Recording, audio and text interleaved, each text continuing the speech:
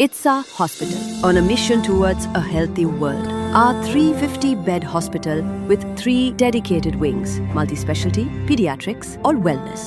यहाँ मिलता है world class treatment, health care, hospitality और हार्मनी का परफेक्ट ब्लेंड और सेंट्रल इंडिया का सबसे बड़ा पीडियाट्रिक हॉस्पिटल. गेट और हैंड ट्रेनिंग के लिए cutting edge robotic physiotherapy and rehab. We are here to change the way you feel about hospitals. ITSA Hospital near Ambuja Mall, Raipur.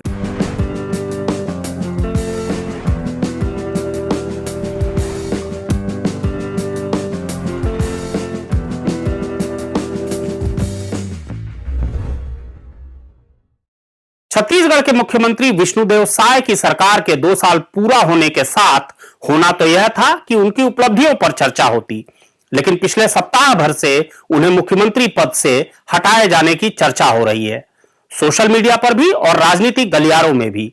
हालांकि इस चर्चा का कोई ओर छोर नहीं है, लेकिन भारतीय राजनीति में ओर छोर की परवाह भी कहां होती है. कई बार तो बेपर की चीजें सच साबित हो जाती हैं.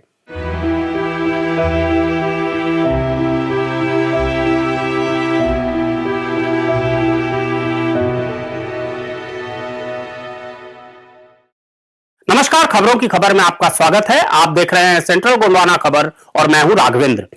छत्तीसगढ़ की राजनीति इन दिनों एक अनोखे खुसफुसाहट वाली बहसों में उलझी हुई है. यह वह खुसफुसाहट है जिसने 2 साल की सत्ता का जश्न दबा दिया है और संशय का शोर ही सुर्खी बन गया है. साय की सरकार के 2 साल पूरे होते ही वह बहस शुरू हो गई जो आमतौर पर अंत में होती है. क्या सीएम बदलेंगे? इसके आगे किसी को यह पूछने की फुर्सत नहीं कि सरकार ने शिक्षा, कृषि, स्वास्थ्य या उद्योग में क्या फैसले लिए, क्योंकि भारतीय राजनीति में सत्ता का भविष्य काम से नहीं समीकरणों से तय होता है. छत्तीसगढ़ भी इसी सिद्धांत पर चल रहा है.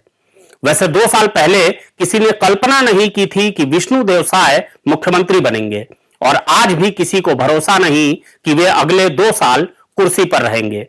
चर्चा यह नहीं कि सरकार ने क्या किया, बल्कि यह है कि मुख्यमंत्री कब बदला जाएगा. राजनीति के मंच पर यह दृश्य क्रूर है, लेकिन भारतीय राजनीति का क्लासिक चरित्र भी यही है. यहां खबरें पैदा होती हैं, तर्क बाद में जोड़े जाते हैं. यह स्थिति यूं ही पैदा नहीं हुई. जब साय सीएम बने उस क्षण से भाजपा के अंदर अदृश्य तनाव पैदा हुआ. याद करिए, जब विष्णुदेव साय के शपथ ग्रहण समारोह में अंतिम समय तक डॉक्टर रमन सिंह समारोह स्थल से कहीं दूर राजनीति के घोड़े दौड़ा रहे थे. छत्तीसगढ़ भाजपा की मौजूदा सत्ता संरचना की सबसे दिलचस्प त्रासदी उन नेताओं की स्थिति है जिनके कंधों पर पार्टी फिर सत्ता में लौटी थी.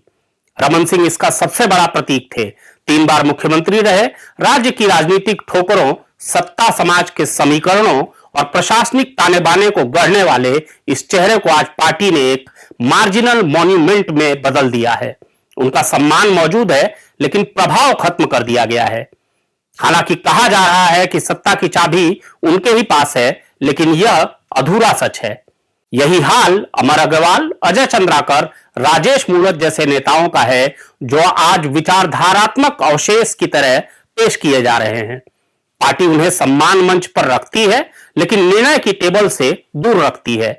यह नियंत्रित सम्मान की राजनीति भाजपा के नए ढांचे की कहानी है, जहां पुराने स्तंभों को गिराया नहीं जाता, बस इतना पीछे कर दिया जाता है कि उनकी छाया तो रहे, लेकिन वे दिशा न तय कर सके. पुराने दिग्गज जो सत्ता के असली आर्किटेक्ट रहे हैं, वे पिछले 2 सालों से हाशिए पर हैं, लेकिन इनमें से कुछ की सियासी शैली आक्रामक और सार्वजनिक है, खामोशी से आदेश मानने की नहीं. यहीं से साय के खिलाफ असहमति की राजनीति शुरू हुई. चंद्राकर ने बार बार सरकार की ही नीतियों को कटघरे में खड़ा किया, चाहे स्वास्थ्य सेवाओं पर सवाल हो, पंचायत व्यवस्था की दिशा पर टिप्पणी हो या अफसरशाही की मनमानी पर तंज. उनका वार किसी विपक्षी नेता की तरह नहीं था, वह सत्ता के भीतर से आया था. ऐसे विरोध में संदेश दिया कि मुख्यमंत्री के अधिकारों पर अनकहा अविश्वास है. इसी दौर में इस सरकार में मंत्री रह चुके और अभी सांसद बने बृजमोहन अग्रवाल खुलेआम सरकार के फैसलों के खिलाफ मोर्चा खोलने लगे. सरकार के फैसलों के खिलाफ उनके बयान महज असंतोष नहीं, बल्कि सत्ता के भीतर वैकल्पिक नेतृत्व के आत्मविश्वास का भी परिचय दे रहे हैं।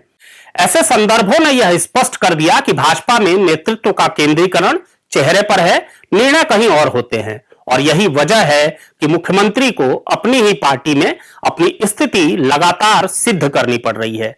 यह स्थिति उस राजनीति की विडंबना है जहां सत्ता जनता के अधिकार से नहीं, संगठन की इच्छा से बना पद दिखती है। साय के सामने दूसरा संकट यह है कि पुराने शक्ति केंद्र कभी निष्क्रिय नहीं हुए। पार्टी के ऐसे दिग्गज सिर्फ साइडलाइन नहीं किए गए, वे सार्वजनिक रूप से यह जताने लगे कि निर्णय प्रक्रिया में उन्हें दरकिनार किया गया है। यह राजनीतिक संदेश केवल पार्टी कार्यकर्ताओं के लिए नहीं था, बल्कि दिल्ली तक सुनाई देने वाला चेतावनी संकेत था कि सत्ता के भीतर अस्थिरता है। इस पूरी प्रक्रिया में एक और दिलचस्प पहलू है, सत्ता में रहकर विपक्ष जैसा व्यवहार।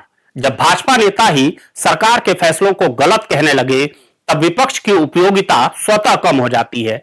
यह वह स्थिति है जहां सत्ता भीतर से घिरती है, बाहर से नहीं। ऐसा माहौल यह दिखाता है कि साय सिर्फ प्रशासन चलाने की चुनौती नहीं झेल रहे, बल्कि अपनी वैधानिकता साबित करने का संघर्ष भी लड़ रहे हैं। यह सत्ता संघर्ष की कुर्सी पर बैठे किसी भी नेता के लिए सबसे खतरनाक होता है, क्योंकि जनता विरोधी की आलोचना से नहीं, अपनी ही पार्टी के असंतोष से संदेश लेती है। यह अनायास नहीं है कि नरम और सरल माने जाने वाले विष्णुदेव साय को जनसंपर्क विभाग के अधिकारी बार बार सख्त और कड़क नेता बताने की फर्जी और असफल कोशिशें करते रहते हैं। इस स्थिति का राजनीतिक अर्थ यह है कि भाजपा में नेतृत्व की स्वीकार्यता संकट में है। केंद्रीय नेतृत्व ने भले ही संतुलन साधने के लिए एक आदिवासी चेहरा आगे किया हो, लेकिन प्रदेश के अंदर वही चेहरे राजनीतिक केंद्र से बाहर धकेले गए हैं, जिनका नेटवर्क और अनुभव दशकों से सत्ता की धड़कन रहा है।